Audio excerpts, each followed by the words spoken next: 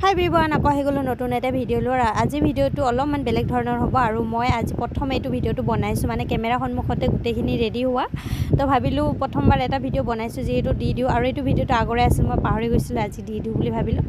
আৰু চাওকচোন, মোৰ ভিডিঅ' চাই যদি আপোনালোকে ভাল পায় তেনেহ'লে মোৰ ইউটিউব চেনেলটো ছাবস্ক্ৰাইব কৰি দিব, আৰু যদি মোৰ ফেচবুক পেজত চাই আছে তেনেহ'লে মোৰ চেনেলটো ফ'ল' কৰি দিব। আৰু যদি ভিডিঅ' চাই ভাল লাগে তেনেহ'লে ধুনীয়াকৈ কমেণ্ট এটা কৰিব।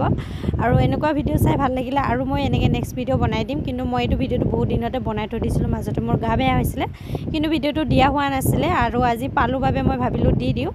চাওকচোন, ধুনীয়াকৈ মোৰ আজি গোটেই মেকআপখিনিৰ লগত কাপোৰ মিলি গৈছে, মানে ক'লা শাৰী আৰু গুলপীয়া ব্লাউজ লৈ লৈছোঁ, আৰু মোৰ লিপষ্টিক, আইলাইনাৰ, কাজল গোটেইখিনি মানে মিলিয়ে গৈছে, আৰু একদম কাণফুলিৰ লগত মানে গোটেই পিংক হৈ গৈছে, খালি চকুত আইলাইনাৰ আৰু শাৰীটো মোৰ ক'লা হৈ গ'ল। আৰু এইফালে চাওকচোন কেনেকুৱা লাগিছে।